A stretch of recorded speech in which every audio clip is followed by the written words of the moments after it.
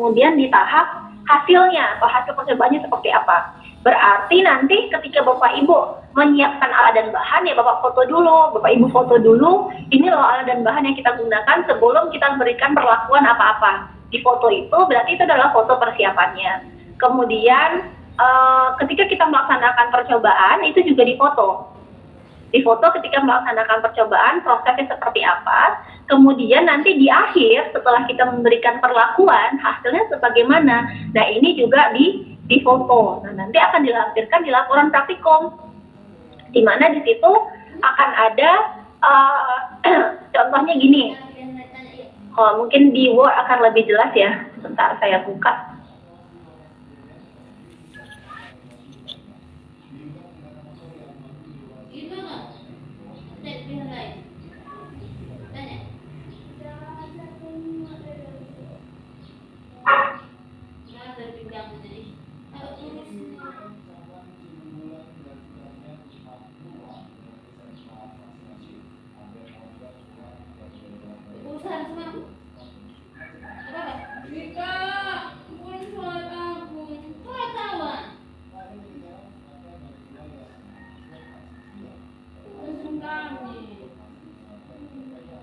Sebentar Bapak Ibu, saya buka untuk format laporan.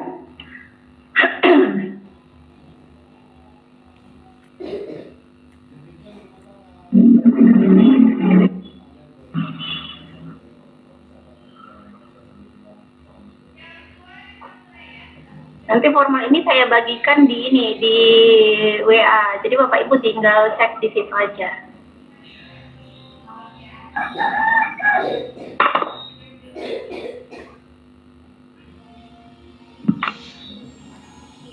Oke, kelihatan Bapak Ibu?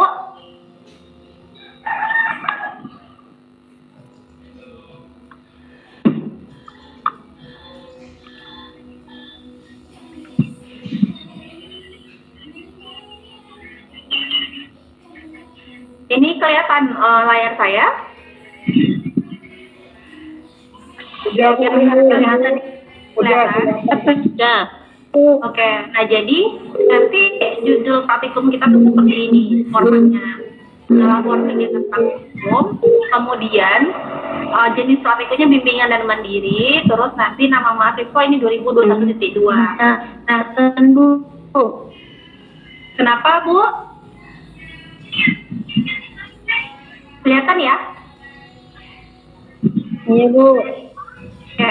Nah, kemudian nanti di situ akan ada lembar data. Lembar data ini, yang ini tadi yang saya share di PPT tadi. Nah, ini lembar data, nanti ada foto mahasiswa, terus ada nama, NIM, program studi, nama sekolahnya di mana. Kemudian yang punya saya juga sudah cantumkan, tinggal di copy aja. Terus lembar kesediaan melaksanakan praktikum. Nah, lembar kesediaan melaksanakan praktikum ini tinggal Bapak Ibu print aja nanti, di print, kemudian ditandatangani, kemudian Bapak Ibu scan, kemudian nanti diubah menjadi PDF ya, terus digabungkan jadi satu dalam satu kelas dan dikirimkan ke saya, gitu aja, daripada nanti bawa-bawa ya. Atau kalau nggak di print pakai tanda tangan virtual aja, pakai tanda tangan ini, tanda tangan digital. Pakai tanda tangan digital di sini dicantumkan, kemudian nanti disimpan dalam bentuk PDF, dan dalam satu kelas nanti ada yang menggabungkan seluruh PDF ini dalam satu file, terus nanti itu dikirimkan ke saya gitu. Nih, kemudian ini judul praktikum lagi. Nah, Bu, kok ada dua nih judul laporan praktikum kayak gitu. Nah, jadi Bapak Ibu, kalau yang di atas ini, yang 3 lembar di atas ini, itu Bapak Ibu cantumkan nanti setelah pertemuan ke-7 atau setelah semua laporan kita selesai, yaitu ketika seluruh laporan digabungkan. Yang 3 lembar ini. Dan 3 lembar ini, halaman 1 sampai halaman 3 ini, yaitu terkait kepada, ini kan judul umum. Judul umum tetap kayak gini, yang perlu Bapak Ibu ganti, cuman nama Bapak Ibu aja sama NIM. Terus, yang di sini Bapak Ibu isilah datanya Bapak Ibu sendiri. Kemudian lembar kesediaan melaksanakan praktikum yang ditandatangani di situ. Nah, jadi yang halaman 3 ini, ketiga ini, itu dicantumkan kapan Bu? Dicantumkan ketika Bapak Ibu menggabungkan seluruh laporan praktikum Bapak Ibu, yaitu yang ke-14 laporan tadi, yang terdiri dari 10 laporan bimbingan dan 4 laporan mandiri. Nah, yang dikumpulkan per pertemuan yang mana atau yang per laporan yang mana, yaitu yang dari sini. Tadi Bapak Ibu copy aja yang dari laporan kegiatan praktikum ini sampai ke bawah. Nah, ini adalah untuk laporan kegiatan praktikum per judul praktikumnya kayak gitu. Nah, inilah tadi yang saya contohkan. Misalnya judul praktikumnya adalah ciri-ciri makhluk hidup. Jenis praktikumnya apa? Bimbingan, yang mandirinya dihilangkan. Terus kalau misalnya dia adalah simbiosis, praktikum mandiri berarti yang bimbingannya dihilangkan. Nah, terus setelah itu ada pernyataan keaslian karya, dan ini wajib ada di setiap LKP yang Bapak Ibu buat. Di setiap judul, di setiap LKP. Berarti ada 14 LKP, berarti setiap LKP itu wajib punya pernyataan keaslian karya. Terus, sistematika laporan, Bapak Ibu di sini dari UT sudah diatur bahwa penulisan laporan praktikum dapat ditulis tangan. Boleh ditulis tangan, kalau misalnya nggak bisa ngetik ya nggak masalah. Boleh ditulis tangan, kemudian atau diketik. Nah, jika diketik memenuhi aturan berikut. Nah, jenis aturannya adalah jenis tulisan yang digunakan.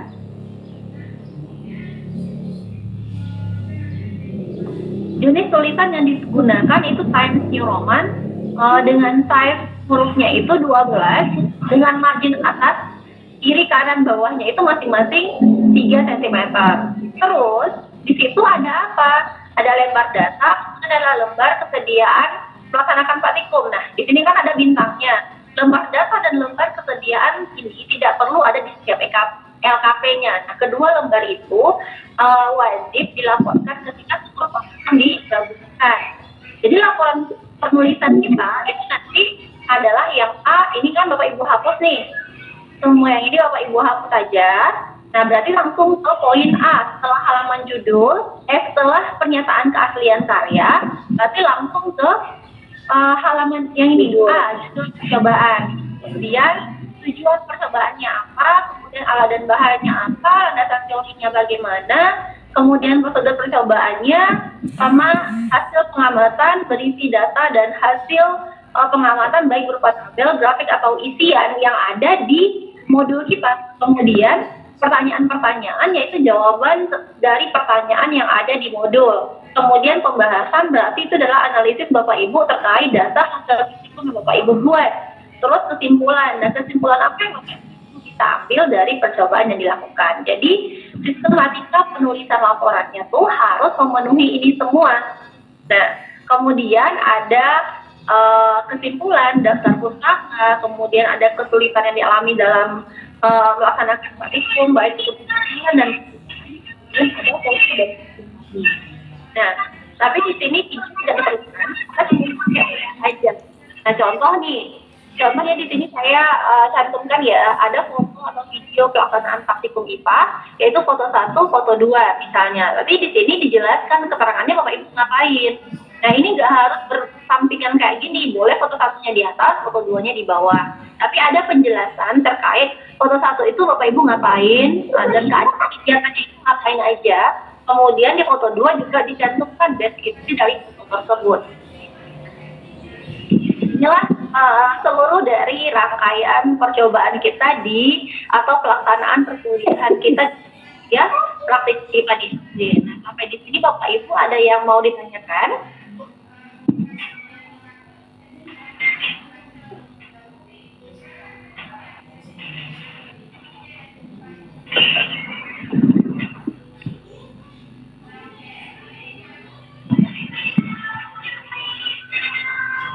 Bapak Ibu sampai di sini ada yang ditanyakan? Atau jelas? Halo Bu, jelas. Ya, Bu Ritauli Sitosa. Saya mau bertanya Bu. Oke Bu, silakan. Tadi kan Ibu bilang kalau kita itu berarti pembelajaran kita di praktikum kita ini seluruhnya pas ya Bu ya, walaupun dilakukan secara virtual. Nah, Jadi kalau kita melakukannya secara virtual, bisa kita berkelompok, bisa juga sendiri. Jadi pertanyaan saya, Bu, berarti kan dalam setiap kita pertemuan berarti kita harus menulis laporan. Betul. Jadi pertanyaan saya, Bu, seandainya kita berkelompok dalam waktu melakukan praktek tersebut, tapi laporannya itu harus sendiri-sendiri ya, Bu, atau bisa juga secara berkelompok? Enggak, laporannya sendiri-sendiri. Nah, berkelompok itu hanya memudahkan Bapak Ibu dalam menyiapkan alat dan bahan yang harusnya Bapak Ibu siapkan sendiri nih. Tapi kalau berkelompok kan jadinya misalnya satu kelompok ada 4 orang, yang ini bawa ini, yang ini bawa ini, yang ini bawa ini gitu. Tapi kalau kita sendiri-sendiri kan berarti seluruh alat dan bahan yang kita butuhkan untuk praktikum itu wajib kita sendiri yang nyiapkan gitu. Bedanya cuma di sana. Mungkin nanti ketika berkelompok kan berarti data yang didapatkan itu cenderung sama ya Bapak Ibu. Nah, nggak masalah datanya sama kayak gitu. Cuman nanti kan pembahasan yang Bapak Ibu lakukan berbeda. Landasan teori yang Bapak Ibu tulis berbeda. Kemudian Bapak Ibu menjawab pertanyaan walaupun mungkin intinya sama, tapi cara menyampaikan jawaban tersebut kan juga berbeda gitu. Nah, di situ maksudnya untuk meminimalisir plagiarisme atau kopi karya dari teman-temannya. Walaupun kita satu kelompok, datanya boleh sama, tetapi isinya pasti berbeda di laporan kita gitu.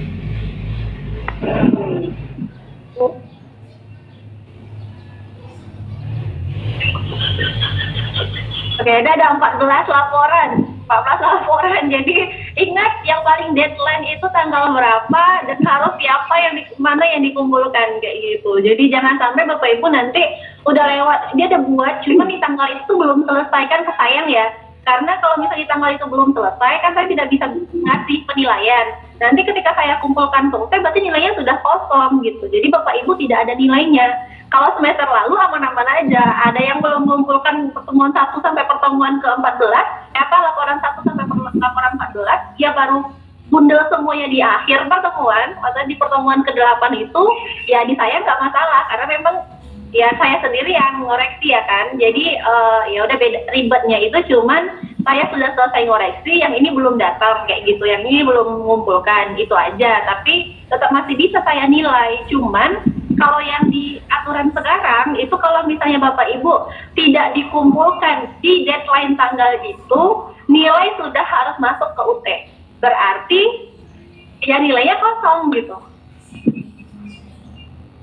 Silakan Bapak Ibu angsurlah membuat laporan itu dari sekarang. Memang kendalanya selama ini itu rata-rata dalam percobaan atau dalam mata kuliah ini itu adalah mahasiswa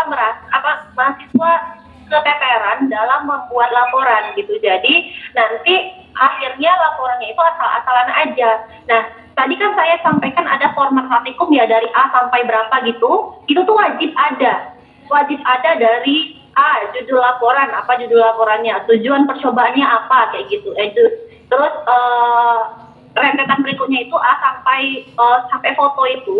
Nah, itu tuh harus ada di dalam laporan. Nah, kenapa saya bilang Bapak Ibu harus ada? Nanti Bapak Ibu adalah segini aja kayak gitu kan, udah buat nih, udah ada datanya kayak gitu. Pembahasannya nggak ada. Karena masing-masing poin itu A sampai berapa tadi tuh?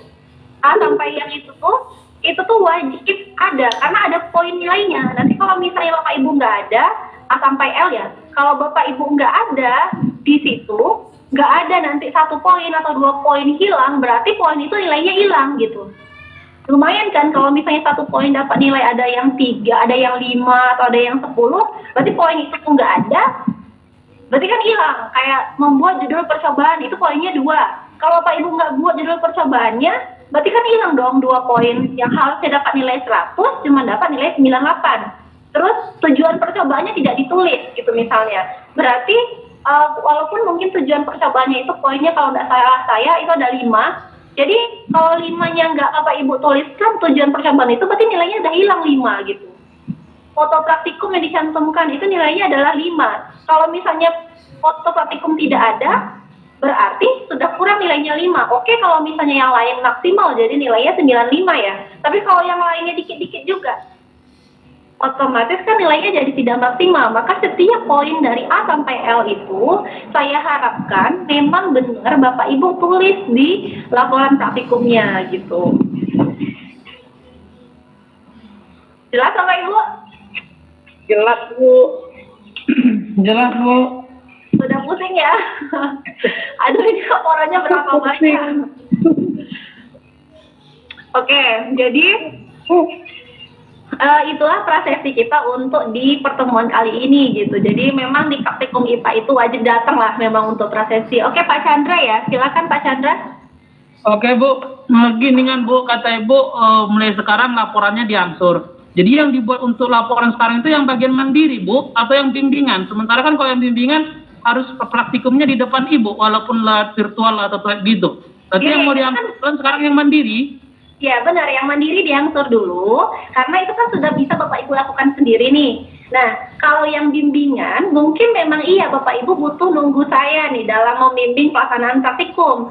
Cuman, kan Bapak Ibu bisa bikin angsur laporannya, bikin judulnya dulu, tujuannya dulu, landasan teorinya dulu, yang data percobaan, kemudian yang pembahasan hasil percobaan, itu baru nunggu data gitu. Nah, kita angsur yang mana yang bisa kita angsur duluan gitu, mana yang bisa kita buat duluan tanpa menunggu dari saya gitu. Nah, karena memang nanti keteteran takutnya. Nah, di pertemuan kelima itu kan nanti ada tugas lagi tuh Bapak Ibu. Jadi laporan harus dikumpulkan, kemudian tugas mata kuliah lain juga wajib dibuat gitu. Khawatirnya nanti nggak cukup waktunya gitu, keteteran, jadinya nggak buat gitu loh. Jadi diangsur mana yang bisa dibuat judulnya dulu, misalnya di laptop ya. Diketik kan misal, atau yang tulis tangan pun juga bisa kan, bikin di double folio misalnya, bikin tidak harus HPS ya, boleh di double folio Bapak Ibu, tetap ada halaman judul, berarti halaman pertamanya itu halaman judul, terus A, B, C dan seterusnya kalau tulis tangan. Terus nanti Bapak Ibu tulislah kan per judul itu, mana yang bisa ditulis, tulis dulu judul percobaannya, tujuan percobaannya, prosedur percobaannya bagaimana, landasan teorinya bagaimana. Landasan teori ini adalah kajian teoritis ya yang Bapak Ibu cari di berbagai sumber terkait sama praktikum yang kita laksanakan.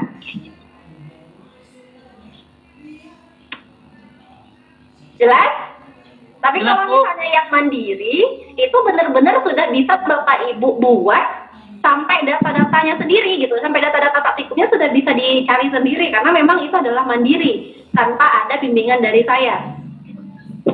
Oke, berarti kita masuk ke pertemuan berikutnya. Nah, di situ pertemuan berikutnya ada PR nih untuk Bapak Ibu, agar kita bisa melaksanakan percobaan di minggu depan. Nah, karena kita mau melakukan percobaan terkait kepada gerak pada tumbuhan, yaitu ciri-ciri makhluk hidup yaitu gerak pada tumbuhan, kita akan mengamati gerak pada tumbuhan itu terkait gerak nasti sama gerak geotropisme negatif. Nah, alat dan bahan yang perlu Bapak Ibu buat dan perlu Bapak Ibu persiapkan di pertemuan besok itu adalah yang pertama pohon putri malu, tiga pot gitu, 3 polybag. Dan putri malunya ini jangan di polybag itu dia tumbuh gitu, bukan kan jangan diambil pagi itu terus baru dipindahin ke polybag. Otomatis kan nanti dia menyesuaikan dulu akarnya dengan tanah yang di polybag itu. Jadi putri malunya itu masih muncul nanti, khawatirnya kita gitu. Nah, yang kita butuhkan ketika percobaan minggu depan itu adalah tanaman putri malu yang sudah tumbuh di dalam polybag kita gitu.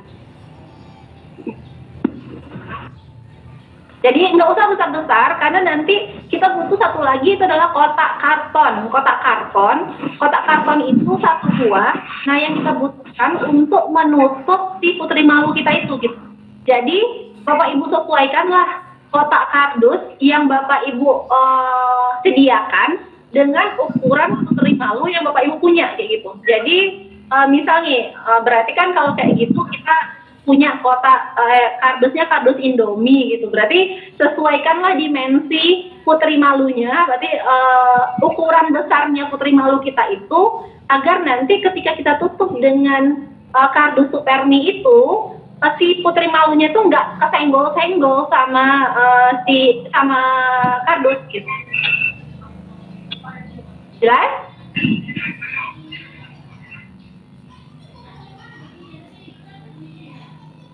Oke, itu ada dua ya, berarti yang pertama daun pohon putri malu dua, kemudian 3 polybag atau 3 pot, terserah Bapak Ibu lah mau taruhnya di mana, atau pakai gelas aqua tempatnya juga boleh, terserah, nggak masalah.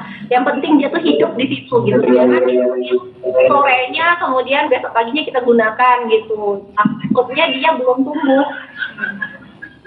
Terus kardus yang dikasih sebenarnya kardus itu bukan kardus Indomie biasa, maksudnya kardus mie itu kan dia warnanya coklat ya. Nah, ini kita dengan karton hitam gitu. Kita mengusahakan tidak ada sama sekali cahaya yang masuk ke dalam mengenai daun putri malu kita ketika putri malu itu kita tumpuk. Nah, boleh sebenarnya Bapak Ibu jika ada misalnya kain hitam, nah boleh datang kartonnya itu nanti dikasih kain hitam, boleh. Nah, pada prakteknya boleh kayak gitu. Karena kita di rumah masing-masing ya, tapi kalau misalnya kita melaksanakan percobaan ini secara tatap muka, ya wajib Bapak Ibu bawa yang kardus itu ditutupi sama kertas hitam atau karton hitam. Oke, jelas? Satu lagi, Bapak Ibu menanam biji kacang hijau di dalam aqua gelas boleh.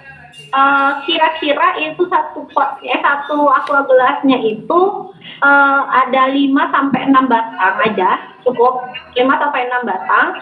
Dan yang saya butuhkan atau yang kita butuhkan nanti itu adalah kacang hijaunya itu udah tumbuh kira-kira segini tingginya.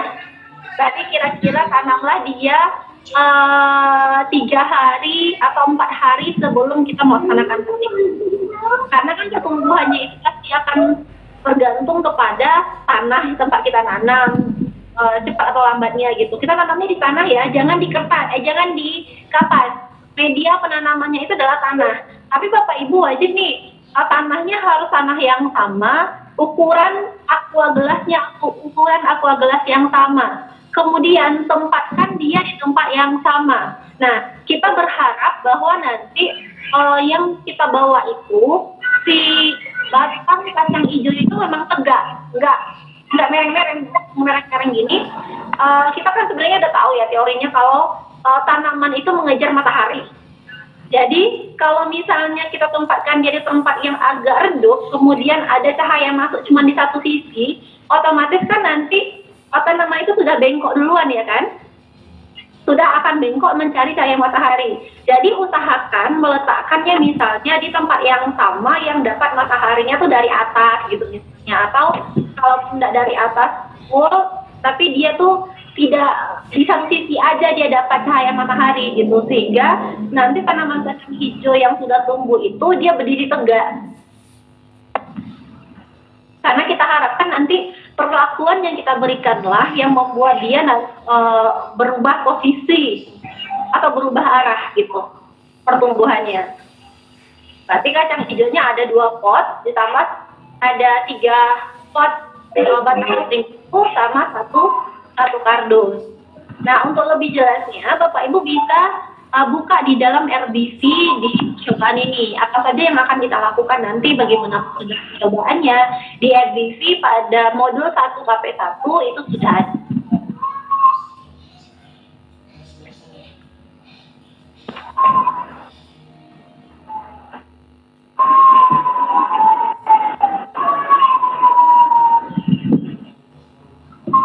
Oke Bapak Ibu, ada pertanyaan lagi?